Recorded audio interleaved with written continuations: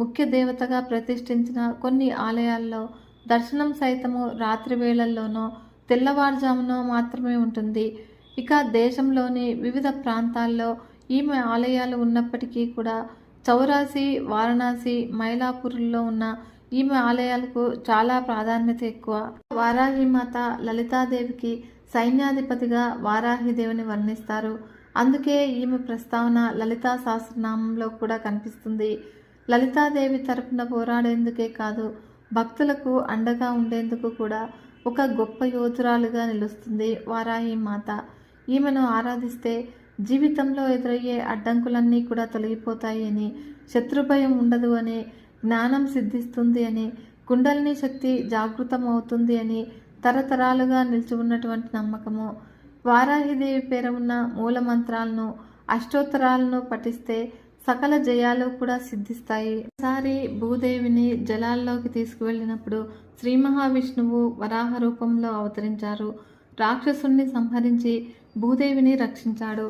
అలా స్వామి మీద ప్రేమతో అప్పుడు అమ్మవారు వారాహి రూపంలో అవతరించింది అని, అందుకే భూదేవి వరాహ స్వామివారి స్త్రీ రూపము అని కొన్ని ధ్యాన శ్లోకాల్లో కనిపిస్తుంది.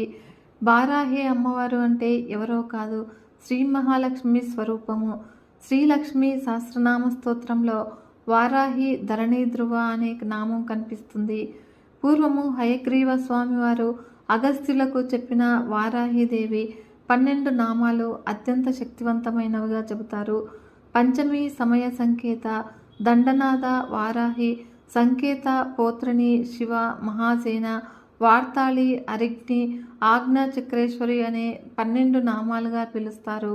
ఈ 12 నామాలను కూడా ప్రతిరోజు 11 సార్లు పఠిస్తే అద్భుతమైన ఫలితాలను పొందవచ్చును. వారాహిదేవి అమ్మవారి పూజా విధానము. ఈ పంచమి రోజున ఎన్ని పూజలు పరిహారాలు చేసినా మీ కోరిక తీరడం లేదు అని అనుకునేవారు 3 అక్షరాల బీజమంత్రాన్ని అనుకుని చూడండి. 10 నిమిషాల్లో తీరిపోతుంది. లక్ష్మీ స్వరూపమైన వారాహిదేవిపై నమ్మకం ఉంచి మంత్రాన్ని జపించాలి. ఐం క్లీం సౌహ్ అనే మంత్రాన్ని 11 సార్లు, 21 సార్లు, ఎన్నిసార్లైనా కూడా జపించవచ్చును.